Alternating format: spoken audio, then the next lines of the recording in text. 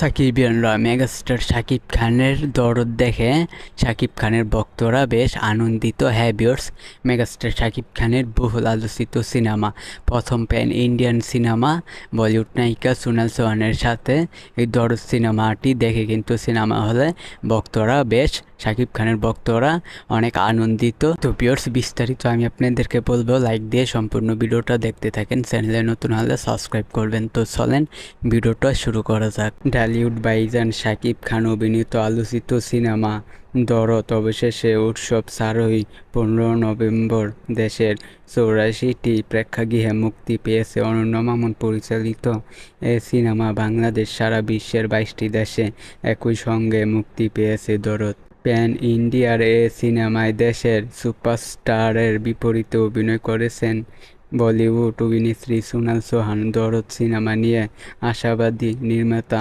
অনন্য মামুন।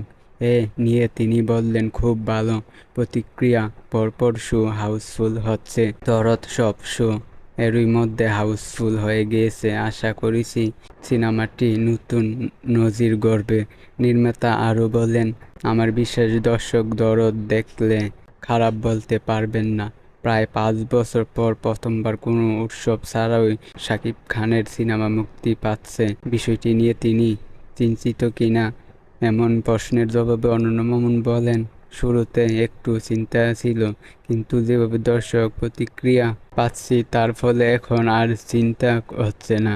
আশা করি সিনেমাটি দর্শকেরা পছন্দ হবে। পাশাপাশি দরদ নিয়ে আশায় বুক বেঁধেছেন দেশের হল মালিকেরা বলে জানান তিনি। ভিউয়ার্স, মেগাস্টার শাকিব খানের দরদ সিনেমা নিয়ে কিন্তু পরিচালক অনন্য মামুনও বেশ আনন্দিত এবং শাকিব খানের ভক্তরাও বেশ আনন্দিত দরদ দেখে এবং হল মালিকেরাও বেশ আনন্দিত। তো ভিডিওটা ভালো লাগলে অবশ্যই চ্যানেলটিকে সাবস্ক্রাইব করবেন। আজকের ভিডিও এই পর্যন্ত। আর দরদ অবশ্যই বাংলাদেশে একটি ইতিহাস গড়বেন দরদ দিয়ে মেগাস্টার শাকিব খান। আজকের ভিডিও এই পর্যন্ত। পরের ভিডিওর জন্য সবাই অপেক্ষা করতে থাকেন। আর আমাদের চ্যানেলে যারা নতুন তারা অবশ্যই সাবস্ক্রাইব করবেন।